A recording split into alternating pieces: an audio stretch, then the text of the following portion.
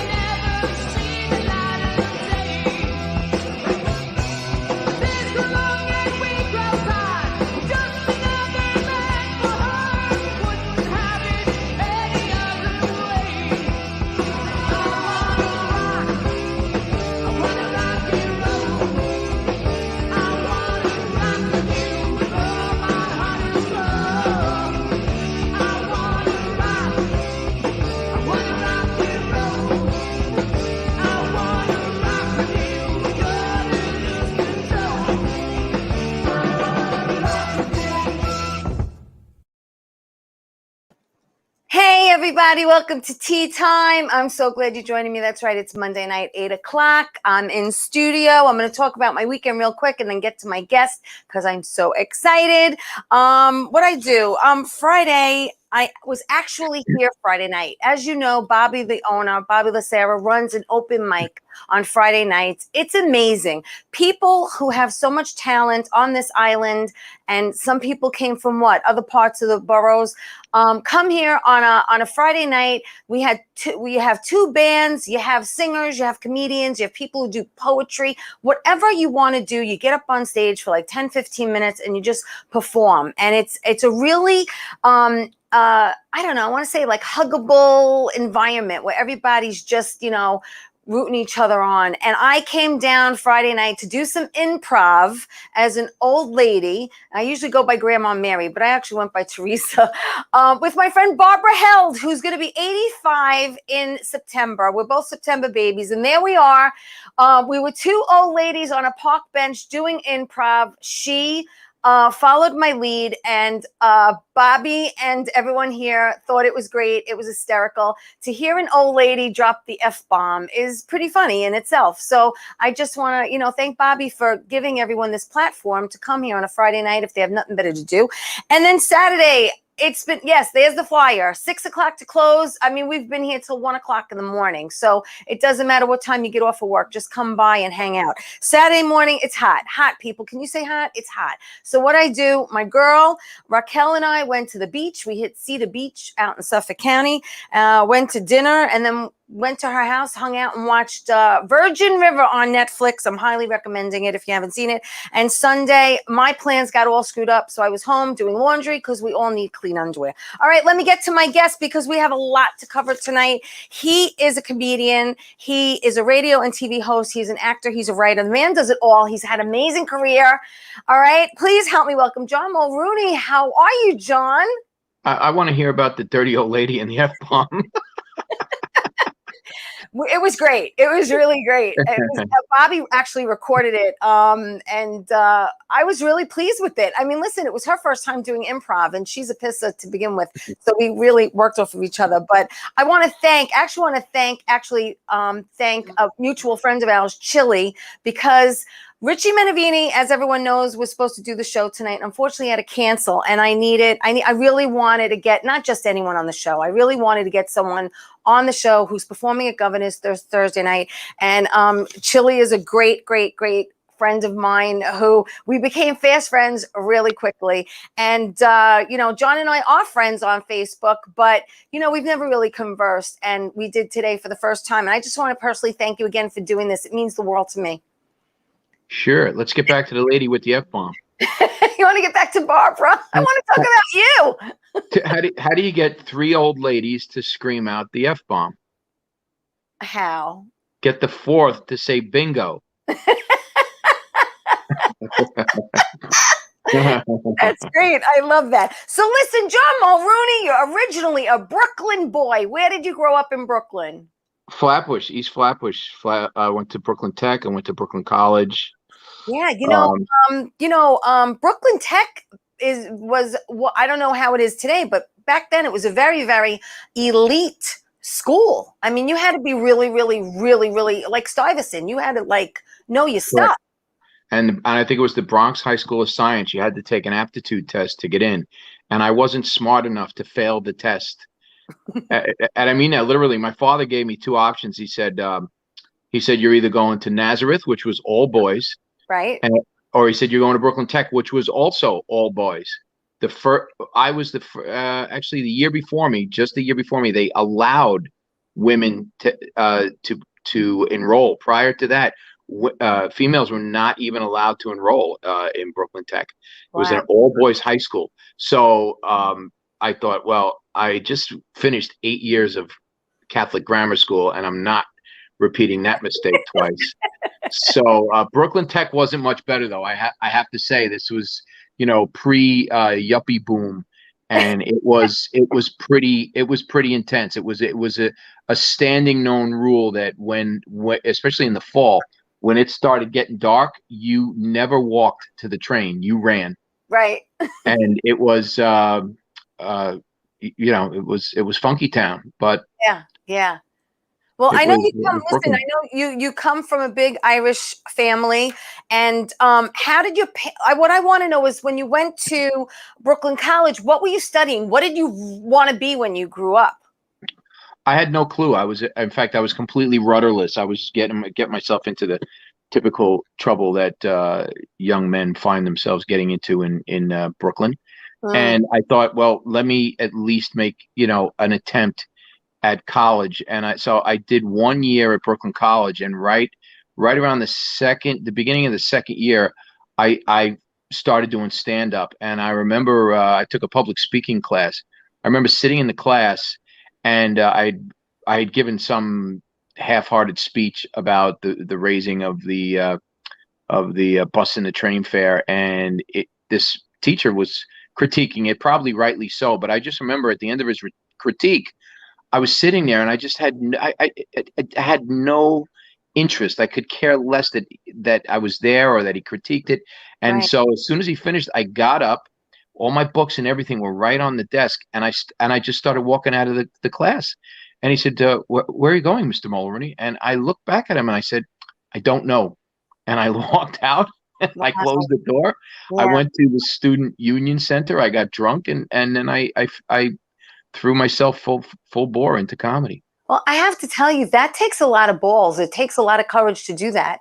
Not too many people would be willing to do that. They would sit there and like just push through it because at least they know that they're somewhere. But it was the best decision you ever made because you've had and do have a phenomenal career. What we all want to do is this industry is work, whether we're a working comic or a working actor or a working writer, we just want to work.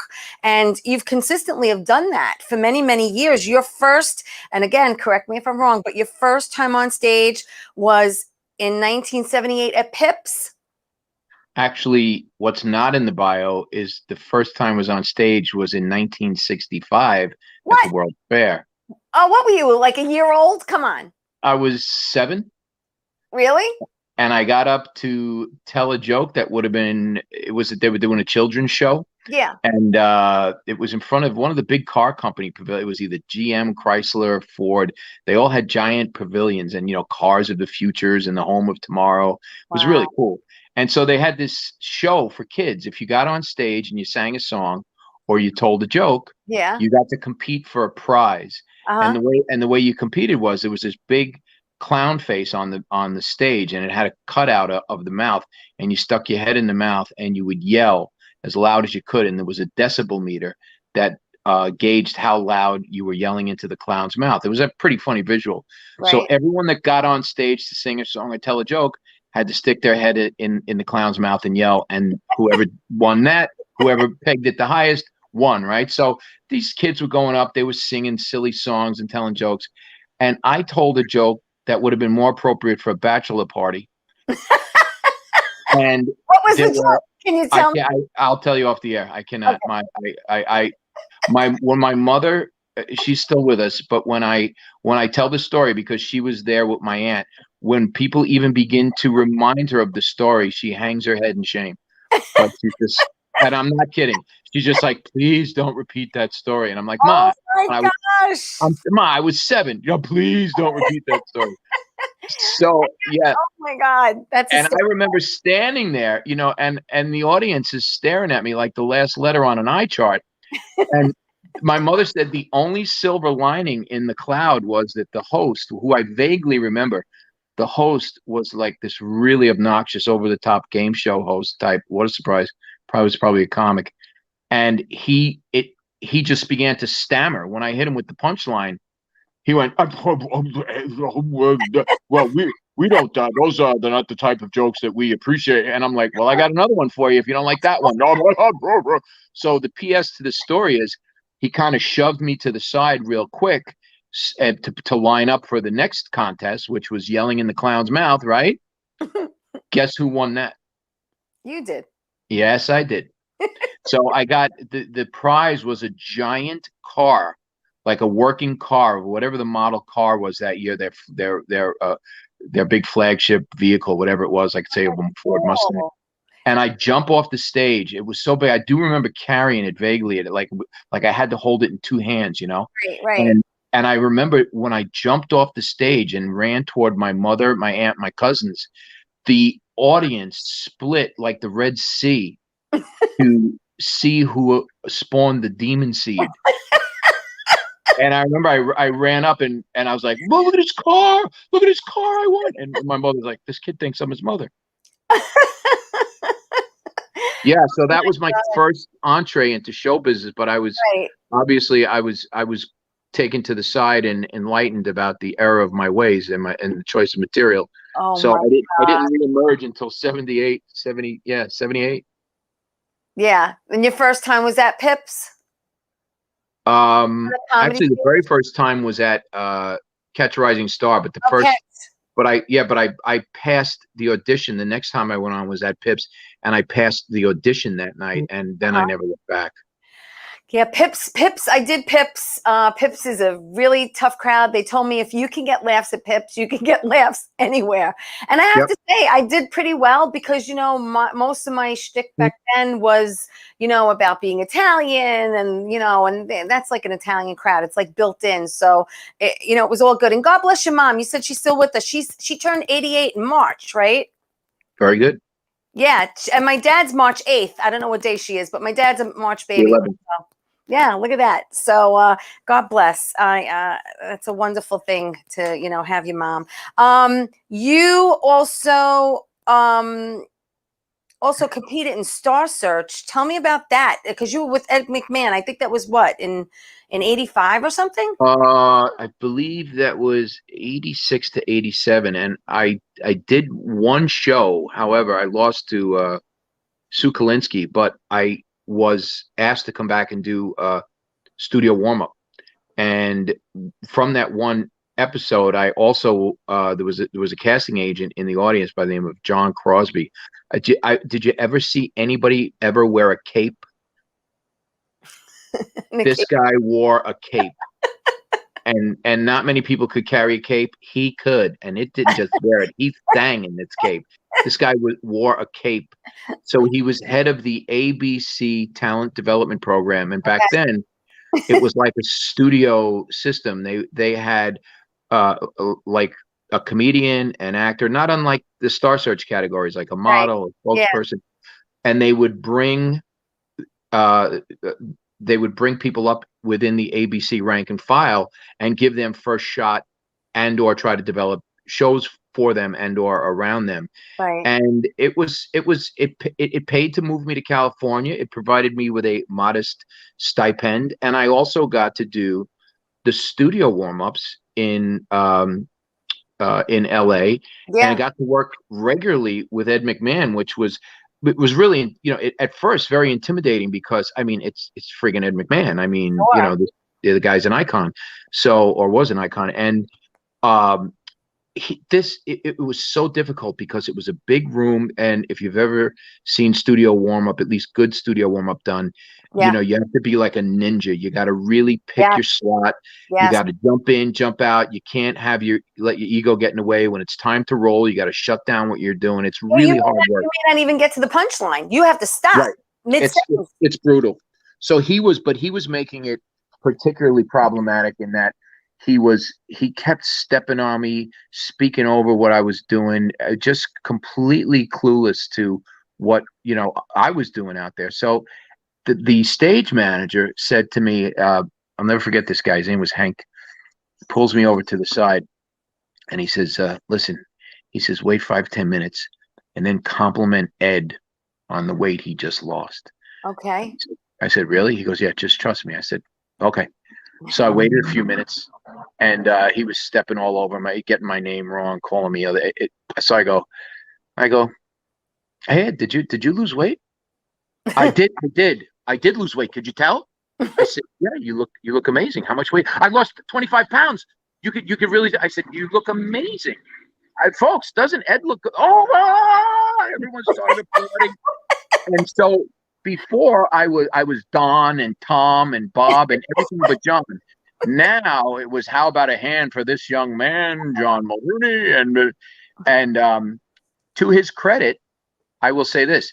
Cut 2 years later, like 20 years later, I was doing radio here in New York. Yeah. And he called into a show that I was hosting to promote a book that he wrote. And he actually remembered me, and he wasn't providing me lip service, because he offered specifics about things that happened in the studio that he only could have remembered had he been there. So I was really impressed. Oh, nice. That he remembered me. Yeah. That's Yeah. really Once we figured out each other's timing, we actually worked together pretty well. Here's a weird PS to this story. His wife hit on me. Talk about uncomfortable. What? Well, Yeah. not John. I have to be honest with you. I watched you back in the day, and when I first saw you with your dark hair and your dark eyebrows, I thought you were Italian, and I had the hots for you. I did. I saw you, and I was like, "Whoa, he's nice." And Very nice. And now you've become a very still good-looking, distinguished man with the lighter hair and the lighter eyebrows. Distinguished man. You still got it going on, John. Okay, you do. But I have to say, I think you're amazing. Your comedy makes me laugh. There aren't too many comics that make me laugh out loud, and you're one of them. You really are. Oh, I'm glad I could. How do you get 3 ladies to scream the F word? No. I'm going to remember that joke. Listen, real quick, I want to say hello to Joey Cat. I'm going to see you this weekend. Hello to Ron Friedman and Bruno Coppola, one of my best fans out there. John, stay there. Everyone else, stay where you are. Please like the show. Please share it. We're going to take a quick commercial break. We'll be right back after these messages. Don't go away. More with John Mulrooney.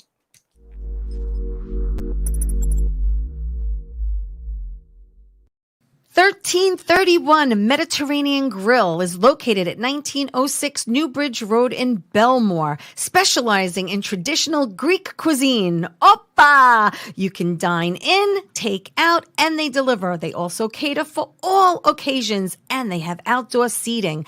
Give them a call at 516-804-6197. Check them out on Facebook and go to their website, 1331 Mediterranean Grill. Kristen Tinsley is the Divine Comedian, tarot reads, and spiritual medium. Please subscribe to her YouTube channel, The Divine Comedian. That's D-I-V-I-N-E, Comedian, F-E-M-E-D-I-A-N. Check it out and let her tell you what your future holds. Well, hi there, Teresa. It's John York from General Hospital. I am just checking in because apparently you have a great talk show called Tea Time on Strong Island TV. I want you to have continued great success and have a lot of fun. It sounds like you're having a lot of fun, and that's pretty much the key to everything, isn't it? So continued success. I'm proud of you. Have a great day, Teresa. Bye. Hey, everybody. Welcome back. Thank you to John York from General Hospital for those beautiful, kind words. Hoping to get him on my show sometime in the future. And thank you to Mediterranean Grill, the best Mediterranean and Greek food out there. Their feta is off the hook. Listen, I am so thrilled to have John Mulrooney here with me. He's a comedian, radio talk show host, actor, writer. He's had an amazing career. He still does. Now we're getting back into comedy because everyone was in, lockdown for how long, just waiting for everything to reopen again. So, John, I want to talk about you. Actually, I know you went to LA, but before LA, I think in '85, you actually hosted, which I love this when I actually saw the flyer on your page, but you hosted every Thursday night at Governor's, the Wild College ID Party. And I love at the bottom of the flyer how it said behind Uncle Sam's, because I used to dance on the speakers at Oh Uncle my Sam's. God. Wow. What did it say? The wild, what was it called? The wild, I remember that it was, I remember Thursday night. Party. Oh my God. Jeez. Oh my Every God. Thursday night, huh? Every Thursday night. Hey, the Uncle mid Sam's was, Uncle Sam. what's that? Uncle Sam's was closed on Thursday night, and they would just it was brilliantly marketed for idiots. They closed the front of Uncle Sam's, and you came around the back, and it was called Spit. It was Right. a punk club. Yes. But it was so ridiculous because nothing changed except the entrance, and suddenly Exactly. and somehow or another everyone bought into it. But a good friend of mine who may be there on Thursday night, Keith Hart, he actually was the brainchild behind it. And Keith is just, if you know Keith, it's so Keith because he's hey, okay, we're gonna make everyone come in the back door, and it'll be a different club, and everybody bought it because that's Keith. Anyway, the first time, well, not the first time, but That's so one of the in the early days of Spit, there was always trouble over there. I mean, those guys were the real good fellas, and as were Pips. I mean, they were mobsters abounded. So one night we were closing down Governor's, and it was about 2 or 3 in the morning. Beautiful summer night like tonight, and we see this fight break out all across the parking lot.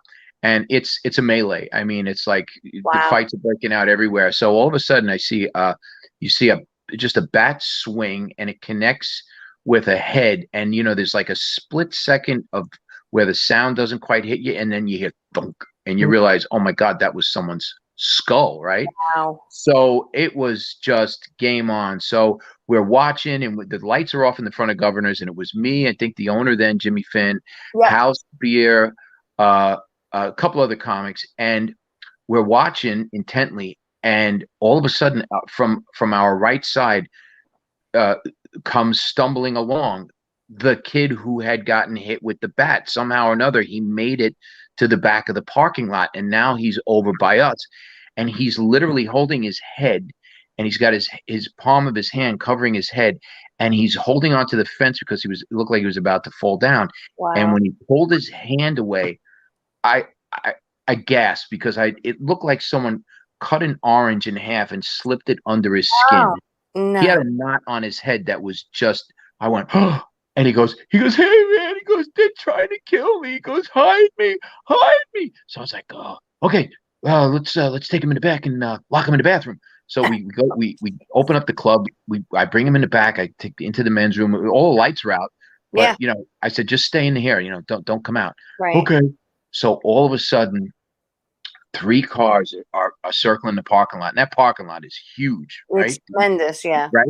So here comes a Caddy, a Chevy Caprice, and I remember it's a Rolls Royce. Wow.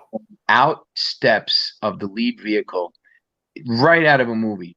3-piece. Well, what it was the slacks and the vest of a 3-piece suit with the vest opened up, big Duraflame cigar and a bat in one hand, and the guy gets out. He just lumbers out of the car really slow, like he was Paulie from Goodfellas, like he didn't need to run, and he walks. Do you remember Hal Spear? Yeah. Okay, he walks up to, of all people, Hal Spear, and he goes, I'm Tony Paciosa, owners of Uncle Sam's Discotheque. You wouldn't be hiding anybody in there, would you? and Hal melted down. He went, I'm a comedian. I do 30 minutes. I just opened up. for Nelson here with the thing. I want to be a writer someday because my I think I'm. He just lost it. Well, we all started laughing because it wasn't an act. Hal was petrified. Yeah. And then, Tony Bag of Donuts starts laughing, and then all the henchmen start laughing. Right. And then, all right, okay, yeah, you're probably not. All right, hey, here's a couple of passes to the club. All right, come on over whenever you want. Okay, thanks. I can't wait to come to Club Death. And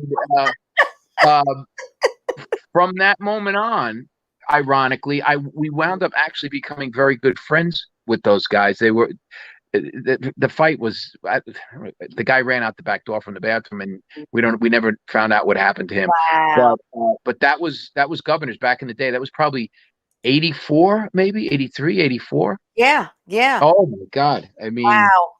Well, yeah. Just on a little side note, I hold the title of being the first female comic to host her own show on Gov's Radio. Oh, in the back room. Yeah, because you were there yourself back in what were you there? 2015. 2015? 2014 to 15, I think it was. 15, yeah. So they had offered me a show, and I said, sure, how much does it pay? And they go, no, we don't pay you. You get sponsors to cover the show. And I did it there for, I think, a year or something like that. And then I took a little hiatus, and then I've been here, and, but I hold that title. I'm very proud of that title. I really am. I just thought I'd tell you about it. Tell me about Joan Rivers. You worked with this woman, I think, you were on the Hollywood Squares with Joan, right? That's correct. And then you also took over the Late Show on Fox for her for like 3 months. Yeah. And I actually remember that, by the way. Yeah. Well, that makes two of you. Which is an incredible experience. Are you kidding me? It was an incredible experience. It was like something out of it really was like out of every movie you've ever seen about, a Star is Born moment where you struggle, work toward a goal in your career, and suddenly, beyond all odds, it actually happens. I mean, I can't say I wish it would happen for everybody at least once, because there's a lot of downside that comes with it that nobody and nothing can prepare you for. Mm-hmm. But that being said, it is the adrenaline junkie rush that you would think it is. It's everything and more you could imagine. Yeah. On top of that, on top of the recognition and the sheer fun and excitement, add to it the money, and it's like, oh my God, I see how people destroy themselves. It's so easy. Oh yeah. But you think you start off with the clear head and you head on right, and I don't. Something happens along the way. I don't get it. Especially if you're older and you know better. You know what I mean? I do, but I also know that nothing can prepare you for that experience. Mark Twain had a great quote. He said, "A man who has picked up an angry cat knows a lot more about cats than someone who has just read about them." And that's the same thing with this show. I don't care how many movies you watched or how many friends you might have had in the business to tell you what it's like, until you're standing on that mark. Yeah. And 5, 4, 3, and they're counting down, and it's all you have no clue. It is so intense. I mean, when we were preparing for the show, right, I actually, because of the stress, I broke out, and it's called thrush. It's like these sores in your mouth. Yeah. Oh my God. I couldn't even drink water without wincing. And then imagine, and then you have to go out and do, not just do a show, but interview people and do. Right. I did the warm-ups. I wrote on the show. So that's just one little insight as to like what it is that you may or may not see, that people think, oh wow, look, you got to where you want to be, you quote unquote made it. You have no clue. Right. It's right. Really, right. It's there's somebody once said to me, there's a great wealth in poverty, and there's a tremendous poverty in wealth. And it's the same thing with this experience. It looks good from the outside when you're sitting at home and you're watching your friend or someone going, I wish that was me, but you really don't know until you get there. It's a lot of work. Listen, I'm sure it is, and you put in the work to get there. I mean, you've been on Fox, CBS, A&E, HBO, NBC, Comedy Central. You worked with, I mean, Colin Quinn, David Tell, Victor Benedetto. You worked with Jackie the Joke Man, a friend of ours, Mark DeMeo. You did Brad Garrett's Comedy Club in Vegas. Is there anyone that you haven't worked with that you would love to work with them? That I haven't worked with? Yeah. Um, Anybody come to mind? Nobody that I haven't worked with. There was only one or two times. I mean, everybody that fortunately for me, due to to give a shameless plug to this thing coming up on Thursday night. We have to talk about. I got to work with guys that, to me, where they tread was hallowed ground. I mean, literally, I idolized Bob Nelson. I remember the first time I saw Bob work, I was so blown away by his talent. I got really, and I mean this literally, I got so depressed because I thought, my God, if this is the caliber of comedian that's working, what chance do I have? Because and now pair him up with Eddie Murphy and Rob Bartlett. Those guys used to do it. I used to drive out on Wednesday night on Long Island to watch them work. They had a trio called the Identical Triplets. Yeah. And so I was fortunate enough to step onto the treadmill of comedy just as it was bringing me by guys like Bob Nelson, Eddie Murphy, Robin Williams, Richard Pryor, Bill Cosby. I mean, I got to work with all of them. Right. I got to work with all of them. I got to share the stage. I had to follow them. Yeah. They had to follow me. I mean, it was literally like pinch me moments. Like, I cannot believe that this is happening. Yeah. And so did I get to work with I got to work with more than I thought I'd be able to. I got bumped for Pryor one night at the Comedy Store. Oh. And he went on stage and he didn't tell one joke. It was right on the cusp of his MS flare up. Yeah. And it was actually kind of maudlin and morbid, even, to tell you the truth. But nobody cared, and nobody would have traded that moment for anything. I mean, it was a real human connection moment where he was just pouring his heart out in this little room of 200 seats or less. Yeah. And I got to be a part of that. It was like, my God, you can't.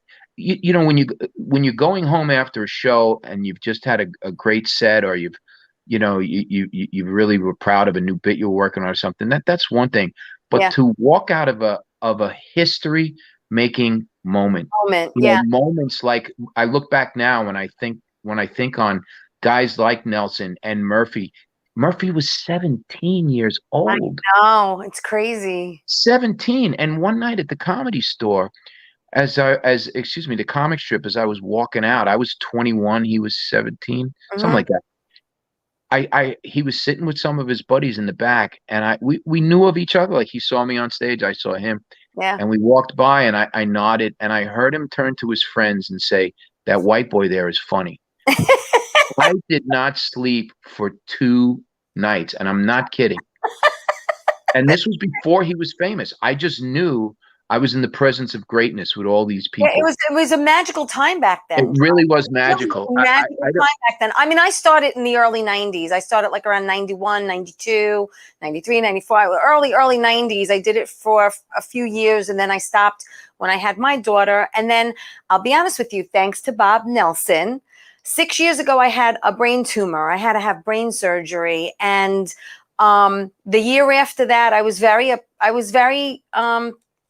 kind of like, thanking God that I'm still here, but wanted to pursue acting because I started out as an actor, and then I got into comedy through a couple of friends of mine. They sent me to the Learning Annex for comedy classes, and I had to perform at Stand Up New York, and that's how I got into it. And then thanks to Bob, he put out a thing saying, I'm looking for comics to do improv for 6 weeks. And I contacted him and I said, listen, I'm going to be in Florida for 2 of them, but I'll be here for the other 4. Could I come down? And he said, absolutely. And to work with someone that I felt the same way about, like you, for 4 weeks was a dream come true. And I was the only female comic to show up. So he used me a lot on stage. And it was fantastic. It was a great time in my life. And I thank him. And he's responsible really for me getting back into comedy and even pursuing the acting even more. He's a great person. I want to ask you, when was the first time you met Bob Nelson? We're going to throw up a picture of you and Bob together. But when was the first time you met him? What, the first time I met him? Yeah, the very first time you ever met him or worked with him. Hold on a second. I'll knock on the door. All right. Say again. When was the very first time you met him? The first time I met Nelson? Yeah. It had to be. I didn't actually meet him. I saw him perform. Right. Yeah, we didn't actually say exchanged greetings. Right. But it was maybe not the first time, but the time that I remember that really struck me, the time I got depressed, right, was at Governor's. He went up on stage, and I was in the back of the room, and he was doing this bit where he had his big boom box, and he would do you remember the boom boxes with the weighted tuning dial? You could spin it, and it would make the radio go from one end to the other, just on the momentum. So I was watching him tune or look like he was tuning to different stations, and I thought, wow, every time he stopped at a station, he had a bit, and he would reach into his suitcase and pull stuff out and do this bit. And then when he was finished with the bit, he'd go back to the radio and make it look like he was turning the station, and then it would stop on another station. And I'm watching this, and I'm thinking to myself, that's really clever, but it must have taken a lot of work to coordinate a cassette tape that actually sounds like a radio, and you're going to switch it to another station. And then I see what you're doing with the bits, but it's like a lot of extra work. And it wasn't until the end of the show I realized there was no cassette tape. He was actually making it up. Wow. He was actually improvising the entire set based on what came off the radio. Wow. That's amazing.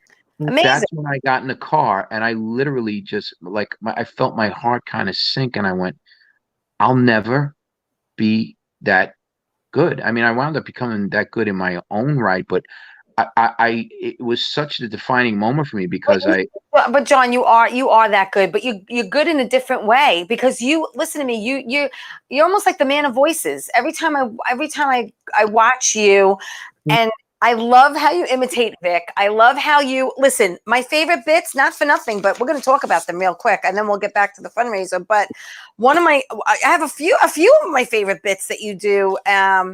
One of them is I love the Olive Garden bit. I love it. Listen, as an Italian, I appreciate that bit. Okay, because I don't know, why they'd open up in New York, but you do an Olive Garden bit, which I love. I want to ask you about the Robin Leach. You did the Robin Leach bit, and at the end of the show, he actually came out. Did you have any idea he was going to do that? No, that was planned by the producers. I didn't even know he was in the studio.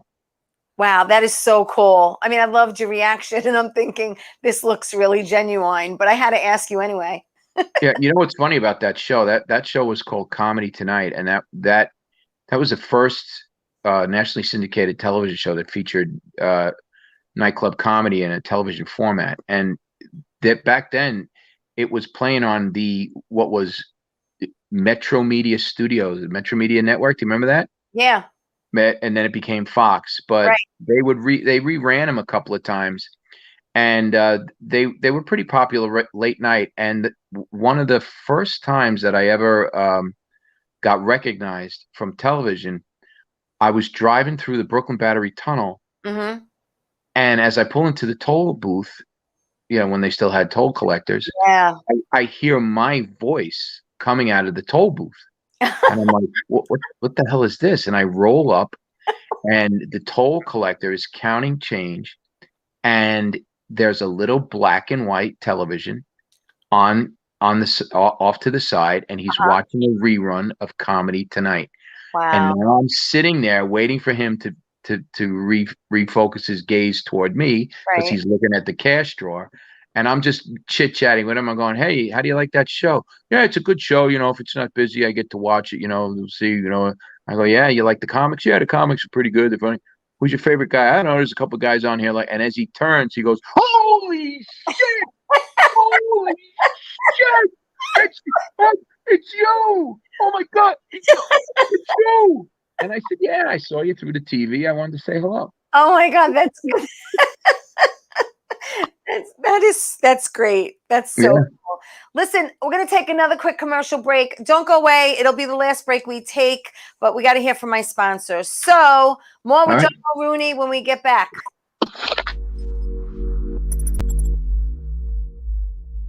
1331 Mediterranean Grill is located at 1906 Newbridge Road in Belmore, specializing in traditional Greek cuisine. Oppa! You can dine in, take out, and they deliver. They also cater for all occasions, and they have outdoor seating. Give them a call at 516-804-6197. Check them out on Facebook and go to their website, 1331 Mediterranean Grill.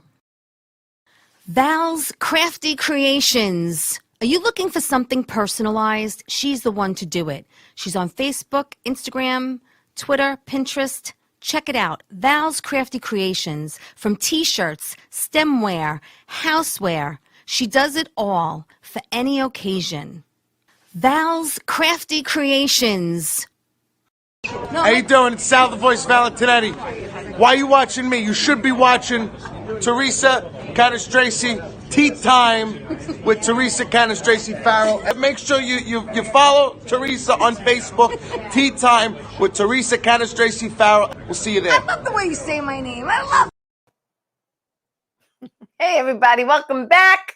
It's Teresa, and it is Monday night. It's tea time. I'm here with John Mulrooney. Thank you to Sal the Voice Valentinetti. I'll probably see him this weekend also. And again, Mediterranean Grill. Go eat there if you can. Check it out. The food is amazing. Prices are very reasonable. I'm here with John Mulrooney, comedian, radio talk show host, actor, and writer. He's done it all. He's had an amazing career and a successful career, and he's done a lot. When you came back to New York, you actually got into radio, and you co-hosted a show called Wolf and Mulrooney, 105.1 Buzz. And in 2000, you beat Stern, Howard Stern, in the ratings. And I heard he wasn't too happy about that. No, he's an interesting guy. No, yeah, we beat him, and we beat him handily in morning radio. And it's funny because, well, listen, he is the self-proclaimed king of all media, and I get it. That's your hook, right? But we learned how to counter program Howard, and we became the servants of all media. Mm-hmm. So we were big into the community service. Like, for instance, we had up in our listening area, we had a freak tornado swing through at one point. And it just devastated this one particular town. I mean, hundreds of people lost their homes and their property, and their stuff was damaged that wasn't covered by insurance. Wow. So we did a huge fundraiser, and so we were really active in the community. So Howard, we took Howard's basic formula and just turned it upside down. Instead of being, like I said, there can only be one king, but a servant can have many masters, right? So, and our audience loved us for that, because we were always there to help out, or to use the power of the radio to do something other than just make the show popular. Yeah. Well, I also want to mention, before we talk about the fundraiser, because we're gonna put up a flyer in a minute. In 2007 to 2009, you actually toured Israel on the Crossroads Comedy Tour, and in 2008 and 2010, you traveled to the Middle East to entertain the troops. Again, being part of the comedy tour, and I love when comics give back. I try to do that as much as I can, but I know that, to serve your country is the most selfless thing you can do. And, kudos to you for having that opportunity and taking it. was the best experience of my stand-up career. See that? Without a doubt, it was the absolute best. Not only because it was being in service to those who go in harm's way, we were serving them. I'm a gun guy, and I've always been a military buff. Okay. And to be able to be in the war zone. I mean, we literally got dropped into, combat zones with, flak jackets and helmets and stuff. And That's oh my God, there's nothing like it. And, some of the bases had, they were just literally, they call them T-walls, these big concrete walls in the middle of the desert. There was no like regular running water. Electricity had to be provided with generators. If there was electricity always was going out. Really rugged living conditions. I mean, they're being shot at. They're being, there's bombs right outside the wall. And they were so thrilled to see us show up. I mean, imagine this: we're coming in. They drop us. The dust settles, and here we are in my Tommy Bahama shorts and a Hawaiian shirt and a flak jacket from World War II and a German helmet. Wow. And it's like, these guys are going to tell you some jokes. They could not have been happier. They were. Oh, I'm sure. The look on their faces. That this one place in particular, I remember it was literally like in a movie that the choppers took off, the dust settled. They just stared at us like we came from an alien planet. Yeah. And I remember them just like, it took them a good 2 or 3 minutes to go.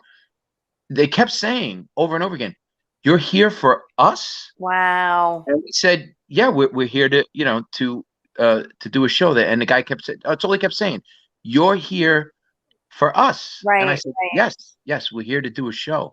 Wow. And the guy said, "But nobody ever comes out here." And I said, "Well, we have."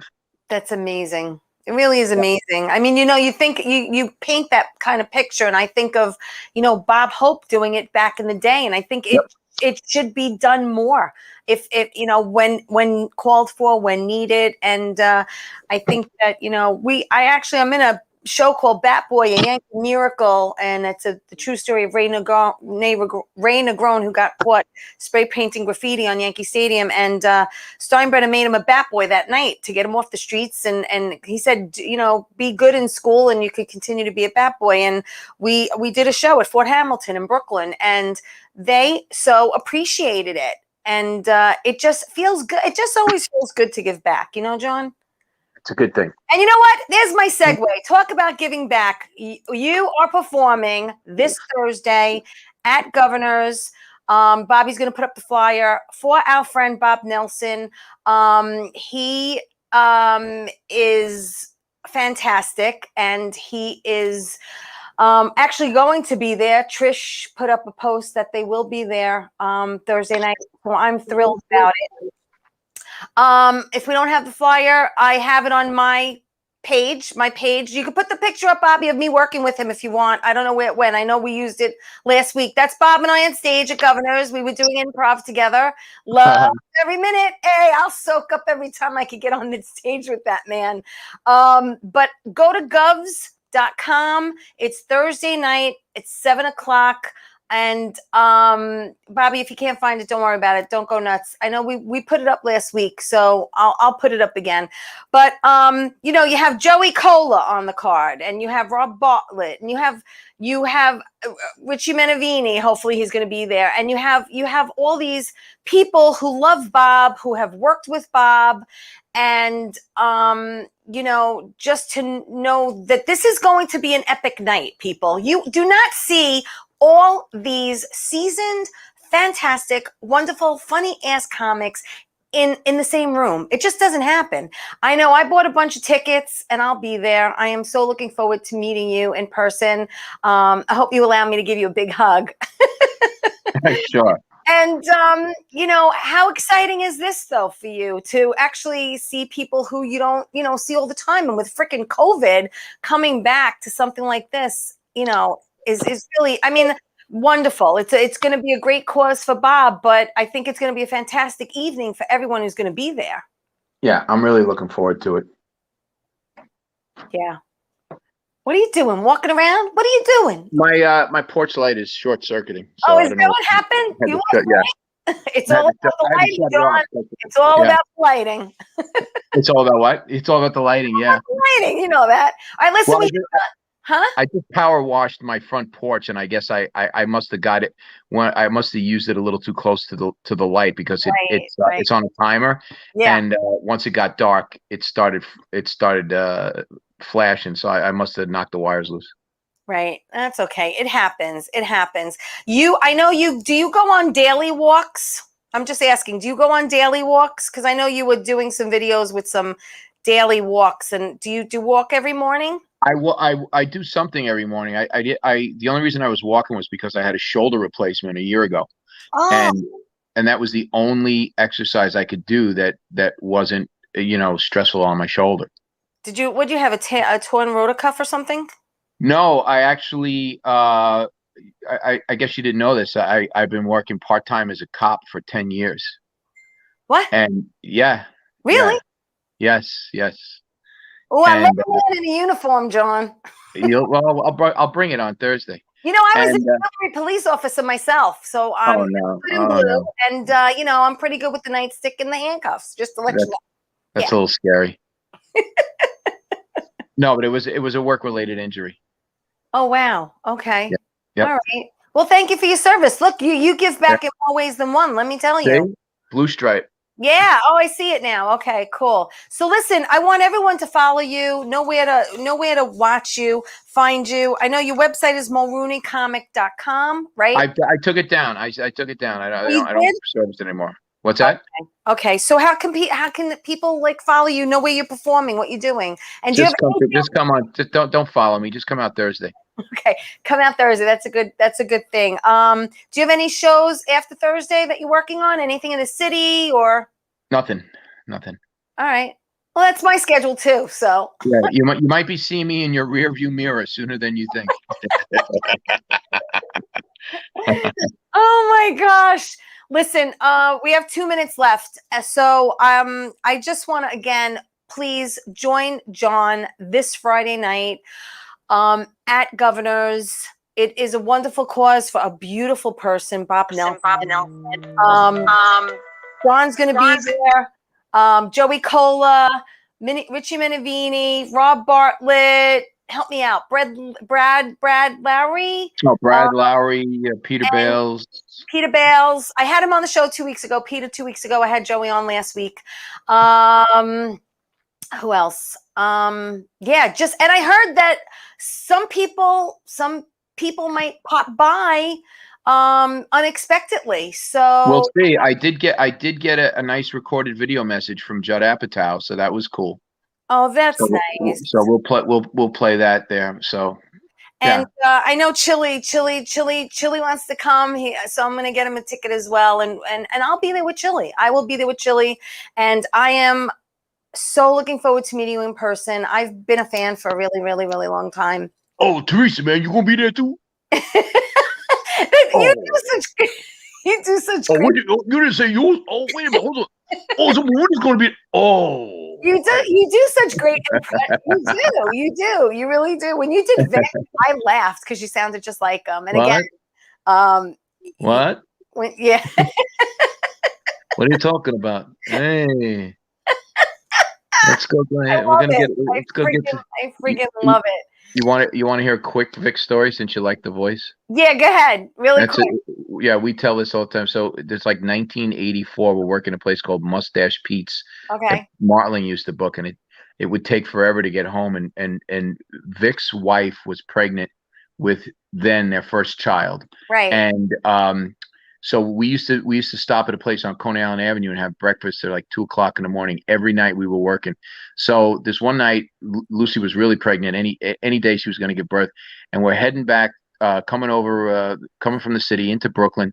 And I said, "So Vic, let's go stop at Bernie's. Let's go you get a tea and a muffin. I'll get some eggs." And no, I can't. I go, "Come on." I go, 10 minutes away. Let's stop real quick. They know us. It's never busy. I can't. John, I can't. Any other night, I can't. We can pull over right here at the payphone and order. Tell them they're coming. It'll be waiting when we get. John, if it was any other night, I would do it. but not tonight. I said, okay. 10 minutes, we're driving, not a word. We pull up to Kings Highway and Nostrand Avenue. He looks over at me and he goes, what are you going to get, eggs?